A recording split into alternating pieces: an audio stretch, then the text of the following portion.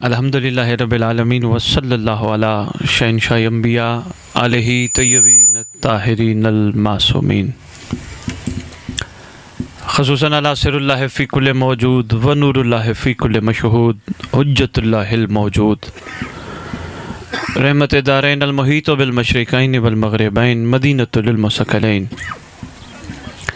سر الاسرار العلیہ نور الانوار الجلیہ معراج العقول موصل الاصول international بزم اولیاء امن کانفرنس میں مجھے خطاب کا موقع دیا گیا اور مجھے بہت اچھا محسوس ہو رہا ہے کہ مذہبوں سے بالا تر ہو کے ولیوں کے نام کی محفل میں لوگ تشریف فرما ہیں۔ اس کے نام سے ظاہر ہے کہ یہ بزم اولیاء ہے۔ یہ اولیاء کی بزم کیا ہے، یہ ولی کون ہوتے ہیں اور ان کی بزم کا اثر کیسا ہونا چاہیے۔ سب سے پہلے ولی کی تعریف قرآن سے لے کر سرکار کے فرمان سے لے کر اور آگے اہل علم حضرات کی اس پہ تفسیر اور طویل گفتگو سے لے کر ہر جگہ کی گفتگو کا نچوڑ یہی ہے، ولی کم از کم وہ ہے جسے دیکھ کے اللہ یاد آئے۔ اوپر سے بن کے نہیں آتے، یہی دنیا میں رہ کے حقیقت کو سمجھ کے حقیقت کو پا لیتے ہیں۔ ان کی خواہش ہوتی ہے کہ خدا نے جو ان کو آنکھیں عطا کی ہیں کاش وہ کھل جائیں۔ ہم یہ سمجھتے ہیں کہ اللہ نے ہمیں 2 آنکھیں دی ہیں، جبکہ ولی یہ سمجھتے ہیں اللہ نے اسے 4 آنکھیں دی ہیں، 2 تو ظاہر اور 2 باطن کی آنکھیں۔ قرآن میں پروردگار کہتا ہے جو دنیا میں دل کا اندھا ہے وہ آخرت میں بھی اندھا اٹھے گا۔ ولی کم از کم وہ ہیں جو دنیا میں دل کی آنکھیں کھلوا جائیں، نہ صرف اپنی کھلوا جائیں بلکہ اپنی بزم میں بیٹھنے والوں کا بھی مزاج بدل دیں۔ کیسے بنتے ہیں؟ ان کے اندر سب سے بڑا کمال یہ ہوتا ہے وہ انسانیت سے پیار کرتے ہیں۔ ان کو پتہ ہے مذہبوں میں کچھ نہیں رکھا، اسی لیے کسی نے قلم اٹھائی اور کمال کر دیا۔ وہ کہتے تو نے پرندوں میں فرقہ پرستی دیکھی ہے؟ کبھی مندر پہ جا بیٹھے، کبھی مسجد پہ جا بیٹھے۔ روحوں کا کوئی مذہب نہیں ہوتا، 2 ہی کیٹیگریز ہیں جن میں روحوں نے یہاں سے جانا ہے، ایک علیین ہے، ایک سجیین ہے۔ جب آگے مذہبوں کا رولا نہیں تو یہاں بھی کوشش یہی ہونی چاہیے کہ ان چیزوں سے بے نیاز ہو کے انسانیت کے لیے ایسے کام کر جائیں، کم از کم نام تو روشن ہونا۔ خدا طاقت ہر انسان کو دیتا ہے، عقل و شعور ہر انسان کو دیتا ہے۔ یقین جانی اللہ نے سب کو خوبصورت پیدا کیا۔ انسان اپنے کردار، اپنی گفتار اور اپنے اظہار کی وجہ سے خوبصورتی کو برقرار رکھنا چاہے بھی اس کی مرضی، یا اصل خوبصورتی کو ہٹا دے، ختم کر دے بھی اس کی مرضی، یہ اس کے اوپر منحصر ہے۔ جیسے الحمدللہ ثم الحمدللہ روئے زمین پہ مسلمان 5 وقت نماز پڑھتے ہیں، ماشاءاللہ عجیب کوفت ہوتی ہے، تکلیف ہوتی ہے نماز چھوٹ جائے تو۔ کیسا خوبصورت عمل خدا نے اپنی حبیب کی زبان سے مخلوق کے لیے، خصوصاً مسلمانان عالم کے لیے ایک خوبصورت عمل دیا، لیکن ہم نے نمازیں تو پڑھی، مقصد پہ ابھی تک نہیں پہنچ سکے۔ ایک چھوٹا سا کرائٹیریا بزم اولیاء امن کانفرنس میں امن کی باتوں کے دوران امن کی بات کرتے ہوئے دے جاؤں، اللہ کرے قبول ہو جائیں۔ قبولیت کے معیار پہ پہنچنے کے لیے نماز کے فائدوں پہ غور کرو۔ فائدے کیا ہیں؟ آپ سب کہیں گے سید نماز کا فائدہ، نماز مومن کی معراج، نماز دین کا ستون، اس میں کوئی شک نہیں۔ یہ فائدہ نہیں، فائدہ کچھ اور ہے۔ آؤ قرآن سے پوچھتے ہیں۔ قرآن کہتا ہے ان الصلاۃ تنہی عن الفحشاء والمنکر، نماز برائی اور بے حیائی سے بچاتی ہے۔ اگر تھوڑا سا شعور کا دریچہ کھولا جائے اپنی زندگی میں ہی پتہ چل جاتا ہے نماز قبول ہوئی ہے یا نہیں ہوئی، لیجئے گا آستانہ منتظری سے تحفہ ہے۔ اگر سمجھتے ہو کہ تمہاری نماز قبول ہوئی تو پھر یہ دیکھنا کہ کیا تم برائی اور بے حیائی سے بچے ہو یا نہیں ہو۔ اگر بچ گئے ہو تو یقین کرنا نماز قبول، اور اگر ابھی تک نہیں بچ سکے تو کوشش کرو زندگی میں اپنے آپ کو بچا لو، ورنہ تمہارا کوئی بھی نہیں۔ سب نے میت میت کہہ کے اٹھانا ہے، نہلانا ہے، دفنانا ہے اور چلے جانا ہے۔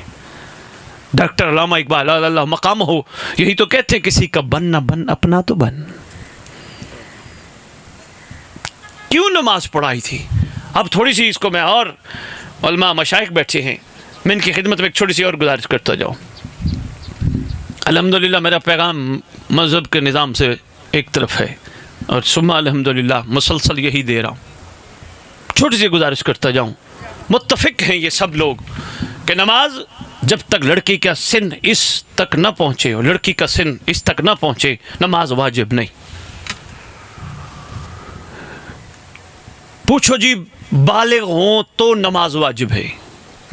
میں علماء مشائخ کی موجودگی میں ایک چھوٹی سی بات کرنا چاہتا ہوں۔ آپ اس بندے کا کیا کرو گے کہ جس کا سن بھی اچھا خاصا ہے، بلوغت کو بھی پہنچ چکا ہے، نہ اس کو کھانے کی پرواہ، نہ پینے کی پرواہ، نہ پہننے کی پرواہ، ہر چیز سے وہ ایک طرف ہے، کیا کرو گے؟ کہو گے مجنون ہے، بے وقوف ہے، پاگل ہے، یہی کہو گے نا؟ اس وجہ سے اس کو پتہ ہی نہیں تو نماز واجب کا۔ حقیقت میں اولیاء کی کانفرنس ہے، ولیوں کے ذکر کی خوشبو ہے۔ منتظری صاحب میں ایک پیغام دینا چاہتا ہوں، اللہ کرے جتنے آئین کے دلوں پہ اتر جائے۔ حضور اصل میں بچپن میں نماز واجب اس لیے نہیں، نہ بچہ برا ہوتا ہے نہ بچہ بے حیا ہوتا ہے۔ جب وہ نہ برا ہے نہ بے حیا ہے، خدا اس پہ یہ چیز واجب نہیں کرتا۔ وقت نہیں ہے، میرا دل تھا آج میں اس بات پہ بات کروں جس میں اللہ اپنے حبیب کی زبان سے کہتا ہے کل مولود یولد علی فطرت الاسلام، ہر بچہ فطرت اسلام پہ پیدا ہوتا ہے۔ یہ فطرت اسلام کیا ہے؟ اور اگر فطرت اسلام پہ پیدا ہوتا ہے تو پھر اسلام کی وہ کون سی فطرت ہے جو پیدا ہوتے ہی ساتھ شامل ہوتی ہے؟ بڑا بہترین اور خوبصورت ٹاپک تھا، بات کا رخ کہیں اور نہ مڑ جائے۔ سرکار سے آپ مل کے پوچھتے ہیں، سرکار دو عالم صلی اللہ علیہ وآلہ وآبائہ وسلم، جب حکم ہے کتابوں میں روز روشن کی طرح لکھا ہے صلی اللہ علیہ وآلہ وسلم، بلکہ سلام میں کہلے سنت مورخ کو، جس نے منتظری صاحب مجھے یہ سکھایا کہ صلی اللہ علیہ وآلہ کے ساتھ وآبائہ بھی کہا کرو، اس لیے کہا کرو سلام ان جبینوں کو جو امین نور رسالت تھی۔ کیا بات ہے کہ جن کے پاس، جن کے صلبوں میں، جن کی جبین نور رسالت، ان امینوں کی کیا بات ہے۔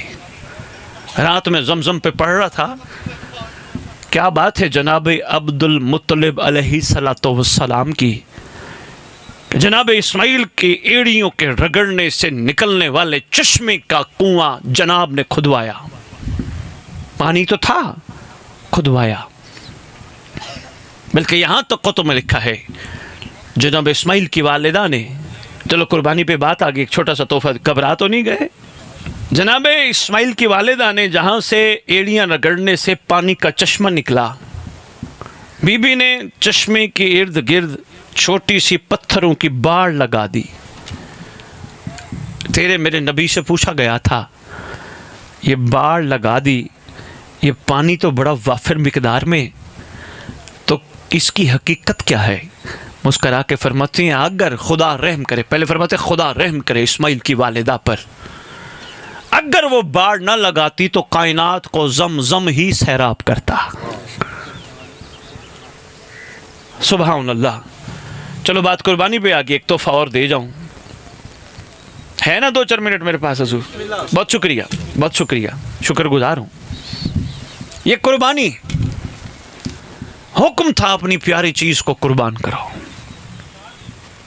خواب دیکھا جناب ابراہیم علیہ السلام نے اور بیٹے کو کہا کہ میں نے ایسا دیکھا، تیرا کیا ارادہ ہے؟ سلام ہے اس فرزند پر جس نے کہا بابا مجھے صابرین میں سے پاؤ گے۔ لے کے آئے، لٹایا, آنکھوں پہ پٹی باندھی,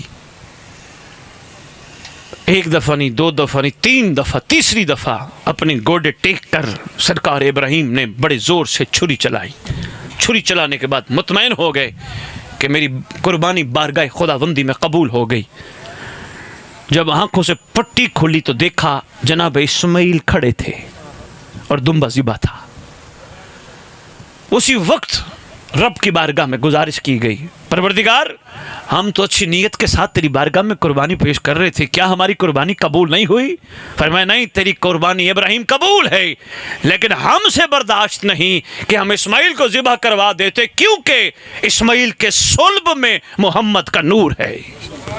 نعرہ تکبیر, اللہ, نعرہ رسالت, نعرہ رسالت, نعرہ حیدری. یا علی, کوشش کرو جس طرح جانور لے کے آتے ہو وہ اپنے آپ کو تم پہ قربان کرتا ہے. قربانی بھی کمال پہ تب پہنچتی ہے, ولیوں کی کانفرنس ہے, کسی کے دل تک تو یہ بات پہنچے گی, قربانی بھی تب کمال پہ پہنچتی ہے جب کوئی ادنا اپنے سے اعلیٰ پہ اپنے آپ کو قربان کرے. لیکن قربانی کرتے وقت یہ سوچنا ضرور, اللہ کے ہاں نہ گوشت پہنچتا ہے, نہ خون پہنچتا ہے, تقویٰ پہنچتا ہے. سوچنا ضرور, اگر ایک جانور نے اپنے آپ کو ہم پہ قربان کیا تو ہم نے بھی اپنے آپ کو سرکار پہ قربان کرنا ہے. آؤ, اس کا قطعاً یہ مطلب نہیں ہم بھی چھریاں ہاتھوں میں لیں اور اپنی گردنوں پہ چلا دیں, یہ قربانی نہیں. یہ دور ایسا چل رہا ہے, اس میں قربانی بڑی آسان ہے. قربانی یہ ہے اس زبان کی قربانی دے جو زبان محمد پہ درود پڑھے, وہ زبان کبھی کسی کا گلہ نہ کرے. بہت شکریہ حضور. قربانی دے اس زبان کی جو سرکار صلی اللہ علیہ وآلہ وآبائہ وسلم کی ذات گرامی قدر کہ فرمان پڑھے, سرکار سے محبت کا دعویٰ کرے, وہ زبان زندگی میں کبھی کسی کی غیبت نہ کرے. دے قربانی. اگلی قربانی ایک اور بھی ہے, قربانی کا دور ہے, چلو یہ تحفہ ہے, یہ لے جاؤ. اگلی قربانی وہ آنکھیں جو روضہ رسول دیکھیں, وہ آنکھیں جو قرآن دیکھیں, وہ آنکھیں جو حق دیکھیں, وہ آنکھیں جو سچ دیکھیں. پھر ان آنکھوں کو قربانی دینی چاہیے, ان چیزوں کو نہ دیکھیں جن چیزوں سے محمد نے منع فرمایا ہے. قربانی حضور یہ سارا نظام ہے. ولیوں کی کانفرنس ہے, میں کوئی اور جگہ ہوتی منتظری صاحب یہ جملہ نہ کہتا, لیکن میں یہاں کہنے لگا ہوں. اچھا لگے تو بسم اللہ, نہ لگے تو میرے تو لوٹا دینا. یہ مقام عشق ہے, اور عشق میں 100 میں سے 99 نمبر لینے والا فیل ہوتا ہے. یہاں 100 لینے ہوتے ہیں. مثال دیتا ہوں ایک چھوٹی سی, شاید میں بات پہنچا پاؤں. سرکار کا احسان تھا, عبادات کے ذریعے قرب خداوندی ہمیں دلانے کی بھرپور سرکار نے کوشش کی. سرخرو ہونے کی اپنی ذات کے لیے ہم سب کو تیار کرنے کی بھرپور کوشش کی. چھوٹی سی مثال دیتا ہوں. منتظری صاحب میرے مہربان, ملاقات میری شاید دوسری ہے, مثال دینے لگا ہوں. میں اور منتظری صاحب ایک علاقے میں اکٹھے رہتے ہیں. انہوں نے بھی اپنا بچہ اسکول داخل کرایا, میں نے بھی اپنا اسکول داخل کرایا. اللہ کرے یہ جملہ میری ساری گفتگو یاد رہے نہ رہے, یہ جملہ نہ بھولے. ہوا کیا, ان کے بچے نے باپ کی محنت کو دیکھتے ہوئے ٹاپ کیا. کہیں بھی گئے, ہاں جی منتظری صاحب سنائے بچے کا حال. کہنے لگے ایک ہے پر نیک ہے, ایک ہے پر لائق ہے. بچہ میرا بھی اسی اسکول پڑھتا تھا, میرے بچے نے محنت نہ کی. کہنے لگا ساروں کے باپ ہی پڑھاتے, میرا باپ کو میرے پر احسان تھوڑا کرتے ہے. بات کو سمجھا نہیں, لہٰذا فیل ہو گیا. میں چلا گیا پرنسپل کے پاس, پرنسپل صاحب مہربانی کیجئے بچہ تو پاس کر دیجئے. کہنے لگے تیری سفارش پہ کرتا ہوں پر اس لائق نہیں ہے. انہوں نے مہربانی کی, میرے کہنے پہ انہوں نے میرا بچہ پاس کر دیا. بس اتنی سی مثال دینی تھی. اللہ کرے یہ آپ کے دلوں تک پیغام پہنچے. حضور محشر کا دن ہو, تیرا میرا نبی ابراہیم, عیسیٰ, موسیٰ, یحییٰ, زکریا کے سامنے چونکہ خود فخر الانبیاء ہے, فخر کرے آؤ میری امت دیکھو. کہیں یہ نہ ہو سرکار کہتے رہے اللہ انہیں پاس کر دے. سرکار یہ نہ کہتے رہیں. بڑا مشکل ہوتا ہے ایک باپ کے لیے, وہ اپنی اولاد کی سفارشیں کرتا پھرے, اور بڑا اچھا ہوتا ہے اس باپ کے لیے جو اپنی اولاد پہ فخر کرتا پھرے. ہمارا نبی فخر الانبیاء، تاجدار انبیاء، امام الانبیاء، کبھی میلاد نبی کا موقع ہوا میں گزارش کروں گا مقام مصطفیٰ صلی اللہ علیہ وآلہ وآبائہ وسلم، بس سرکار یہ چاہتے تھے میں سرخرو ہو سکوں۔ آئیے سرکار سے پوچھتے ہیں سرکار کس کس مقام پہ آپ سرخرو ہونا چاہتے ہیں؟ فرمایا ایک تو مقام ہے محشر، لیکن محشر سے پہلے میرا فرزند مہدی آئے گا۔ طاہر القادری صاحب نے اپنی کتاب القول المعتبر فی الامام المنتظر میں بہت خوبصورت گفتگو کی ہے کہ رسول نے فرمایا میرا بیٹا آئے گا، میری زیرہ پوری آئے گی، میرا امامہ پورا آئے گا۔ جب میرا بیٹا آئے تو میں برف پہ چل کے کیوں نہ آنا پڑے لبیک کہنا۔ اہل حدیث دیوبند حضرات نے اپنے اپنے مکاتب میں رہتے ہوئے بڑی خوبصورت امام مہدی پہ گفتگو کی ہے۔ پہلا موقع مسلمانوں کے سرخرو ہونے کا ہے سرکار امام مہدی علیہ السلام کے دنیا میں ظہور پر، جب اللہ کا نبی آسمان سے اترے گا۔ ایک نبی نہیں، اللہ نے 4 بٹھائے ہیں۔ جناب عیسیٰ علیہ السلام، چونکہ عیسائیوں کی کثرت ہے کائنات میں، اللہ نے جناب عیسیٰ کو بٹھایا۔ اور کیا تمہارے لیے فخر کا مسلمانوں مقام ہوگا جب تمہارے نبی کا بیٹا بھی ہوگا اور نبی بھی ہوگا، یعنی عیسیٰ بھی ہوں گے، سرکار امام مہدی علیہ السلام بھی ہوں گے۔ سرکار عیسیٰ علیہ السلام کو کہا جائے گا آپ نماز پڑھائیے، وہ کہیں گے اے فخر الانبیاء کے بیٹے آپ پڑھائیے، ہم پیچھے پڑھیں گے۔ بہت شکریہ، بے شک فرمانے کا شکر گزار ہوں۔ میں سلام پیش کرتا ہوں ملا علی قاری صاحب کو۔ منتظر صاحب ایک بہت بڑی بات کرے گا۔ ان کے پاس ایک شخص آیا کہ کہنے لگا جناب اللہ نے مجھے اس دور میں پیدا کیا، کیا ہوتا اگر خدا مجھے رسول کے دور میں پیدا کر لیتا؟ انہوں نے کہا خدا کی تخلیق پہ شک نہ کر، علی کل شیء قدیر ہے، جو وہ جانتا ہے وہ کوئی بھی نہیں جانتا۔ اگر اس نے تجھے اس دور میں پیدا کیا یقیناً وہ بہتر جانتا ہے۔ انہوں نے کہا یہ ویسے کہہ کیوں رہا ہے؟ انہوں نے کہا جی اس لیے کہہ رہا ہوں اگر میں اس دور میں ہوتا تو میں سرکار کے پیچھے نماز پڑھتا، مجھے ثواب زیادہ ملتا۔ کمال ہے اس شخصیت کو، انہوں نے بڑا خوبصورت جواب دیا۔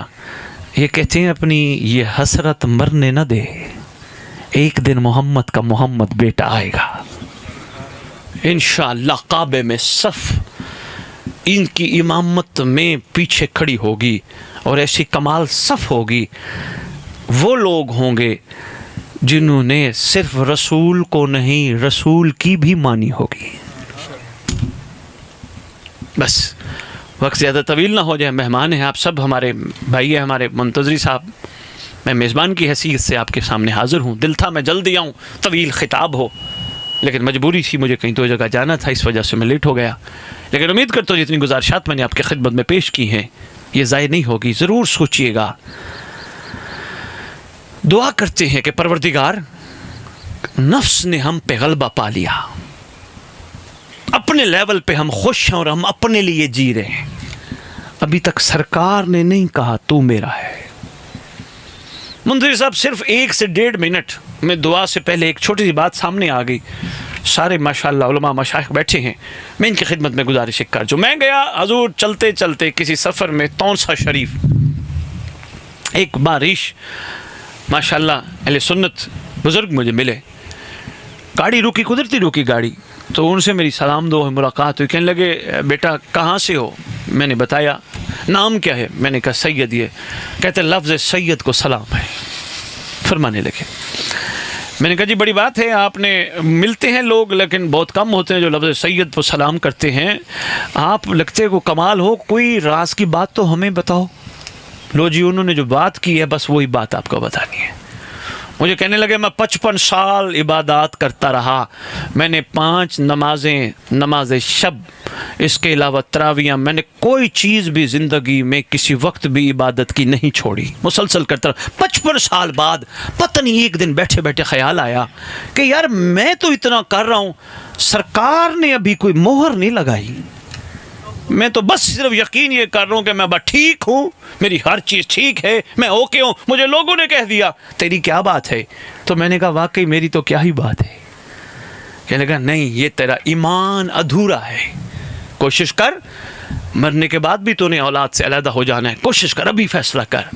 بیٹھے بیٹھے خیال آیا، ایک 10 کلو آٹا لیا، کہنے لگے ایک توڑے میں، ایک ٹین لیا، ایک لوٹا لیا اور ایک مسلح لیا، بس، اور ایک ماچس لی۔ گھر والوں کو کہا میرے مرنے کے بعد بھی تم نے میری جائیداد لے لینی ہے؟ لو جی ایک تحفہ اور بھی ہے، سنبھالنا، مشورہ بھی ہے، تحفہ بھی ہے۔ زندگی میں اپنے ہاتھوں سے اپنا وصیت نامہ لکھو، یہ مال بیٹے کے نام، یہ جائیداد بیٹی کے نام، یہ بیٹا یہ بیٹے لکھو، اور وہی وصیت نامہ جیب میں رکھو۔ میرا مشورہ ہے، اگر اچھا لگے تو ضرور اس پہ عمل کیجیے گا، کسی وقت پڑھیے گا، ضرور لکھا ہوگا، اپنے ہاتھوں سے لکھا، یہ اس کے نام، یہ اس کے نام، یہ اس کے نام۔ کسی دن تو خیال آئے گا ساری زندگی کما کے سب کچھ تو دے کے جا رہا ہوں، میرے لیے کیا بچا ہے؟ میرے لیے کیا بچا ہے؟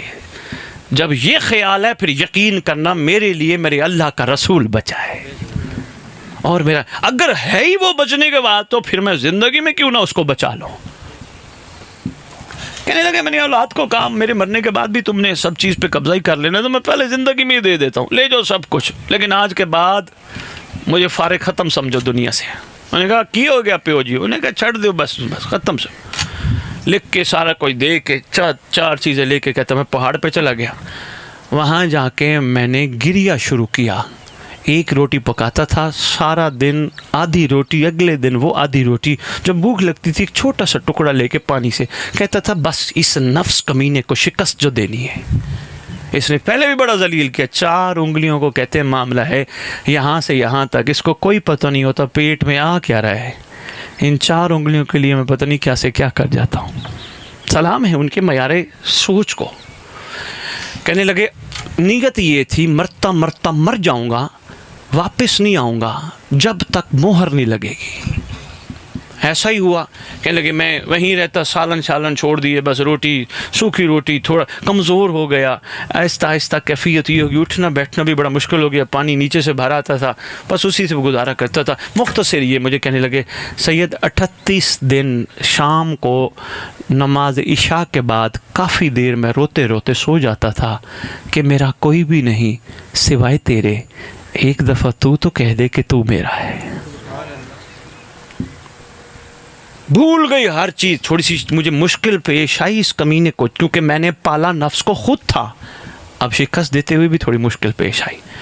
کہنے لگے 38 دن جب ہو گئے، نحیف ہو گیا، نماز عشاء پڑھی، 38ویں دن نماز عشاء کے بعد آنکھ لگی، پتہ ہی نہیں سو گیا۔ کہتے کیا دیکھتا ہوں، ایک ممبر سجا ہے، سبز امامے والا شہزادہ بیٹھا ہے، میں 2 زانو ہو کے بیٹھا ہوں، میں نے سلام کیا، میرا سلام ہو شہزادہ عالمین پر۔ کہتے ہیں 2 جملے صرف میں آپ کو بیٹا بتاؤں گا، سید ہو اس لیے بتا رہا ہوں، باقی مجھے حکم ہے کسی کو نہ بتانا۔ کہنے لگے سرکار نے مجھے پہلا جملہ یہ کہا، شکر ہے کہ تو نے اتنی میری امت میں سے سوچا تو ہے کہ ابھی تک میں ویسا نہیں بنا جیسا سرکار چاہتے تھے۔ اور دوسرا جملہ سرکار نے فرمایا اس ہفتے میں، یہ جملہ حضور علماء مشائخ غور فرمائیے گا اس پہ، جیسے کہتے ہیں یہ ان کا جملہ ہے، اور وہ کہتے ہیں میں تصدیق کرتا ہوں اللہ اور اللہ کے رسول کو گواہ بنا کے کہتا ہوں، مجھے باقاعدہ فرمایا گیا، یہ جو پچھلا ہفتہ گزرا ہے نا، صرف ایک ہفتے کی بات فرمایا، اس ہفتے میں آپ لوگوں کے بنائے ہوئے مذاہب میں سے 70,000 بندہ میری امت سے مرا ہے۔ اور منتظری صاحب جو پاؤں تلے زمین نکلی آگے والے جملے پہ، وہ بڑا کمال تھا۔ کہتے سرکار نے ٹھنڈی آہ بھری، اور ٹھنڈی آہ بھر کے فرماتے ہیں ایک بھی ایمان پہ نہیں مرا، ہم کھو گئے ہیں، ہمیں واپس آنا ہوگا، ہمیں اپنی حقیقت پہچاننی ہوگی، اور ہمیں سرکار کے لیے قابل فخر بننا ہوگا، ہمیں ان کی بارگاہ میں سرخرو ہونا ہوگا، ہمیں کچھ ایسا کرنا ہوگا کہ واقعیتاً حقیقتاً ہم ان کے کہلا پائیں، اور انشاءاللہ بہت جلد اللہ کا وعدہ پورا ہونے والا ہے۔ آنے والی وہ ہستی کہ جس کے جسم اطہر پر رسول کے سارے تبرکات پورے آئیں گے، جب آئے گا سارے تبرکات انبیاء ساتھ لے کے آئے گا، انگشتری سلمان، عصائے موسیٰ، یہ سب کچھ اور بھی تبرکات ان کے پاس ہوں گے۔ خدا ہمیں محشر میں بھی اور محشر سے پہلے رسول کے فرزند کے دنیا میں آنے پر سرخرو ہونے والوں میں شمار فرمائے۔ بس یہ پیغام تھا، ایک گزارش تھی، اور دعا جو میں کر رہا تھا بات تھوڑا سا رخ اور موڑ گئی۔ حضور دعا یہی ہے کہ پروردگار جسموں پہ نفس کی نہیں ضمیر کی حکومت کو قائم فرما، دل کی آنکھیں کھول دے، سرکار بھی کہیں تو میرا ہے۔ پروردگار اگلی جنت سے پہلے ہمیں دنیا کو جنت بنانے کی توفیق دے۔ ایک دوسرے کی طرف جھانکنے سے زیادہ بہتر ہے اپنے آپ کو بہتر کرنے کی توفیق دے۔ علی بادشاہ علیہ السلام سے کسی نے پوچھا، یا علی غیرت مند کون ہے؟ بڑا کمال جملہ سرکار فرماتے ہیں، غیرت مند وہ ہے جو دوسرے کی ماں بہن کو بھی اپنی ماں بہن سمجھے۔ اللہ کرے ہمارا شمار بھی غیرت مندوں میں ہو۔ خدا ہمارے گھر کی مستورات کی عزتوں کی محافظت فرمائے۔ خدا کرے جو نسلیں ہیں جن کو ہم کچھ دے جائیں وہ دے جائیں کہ جو ان کا حق ہے، کہیں یہ نسلیں بھی یہ نہ ہو کہ بعد میں ہمیں معافی نہ کریں۔ انہوں نے ہمیں روٹی دی، روٹی تو اللہ کافر کو بھی دیتا تھا۔ انہوں نے ہمیں کپڑا دیا، اللہ غیر مسلم کو بھی دیتا تھا۔ اصل چیز ہے انہوں نے ہمیں حق کیا دیا، سچ کیا دیا۔ کیا ایسی خوشبو ہمارے اندر پیدا کی کہ آج ہم اس معیار پہ پورے اتریں جو معیار رسول کے سامنے پیش ہونے کا ہے۔ بس پروردگار، میرے منتظری صاحب نے یہ جو اہتمام کیا، میں یہ نہیں کہوں گا کہ اسے قبول فرما۔ اولیاء کی بزم ہے، ڈنکے کی چوٹ پہ میدان میں اعلان کر کے کہوں گا اگر سرکار قبول نہ کرتے یہ محفل نہ ہوتی۔ یہ قبول ہے، خدا اس میں برکت عطا فرما۔ یہاں آنے والے سب جتنے بھی ہیں ان کی نیک شرعی حاجات اپنی بارگاہ میں قبول و منظور فرما۔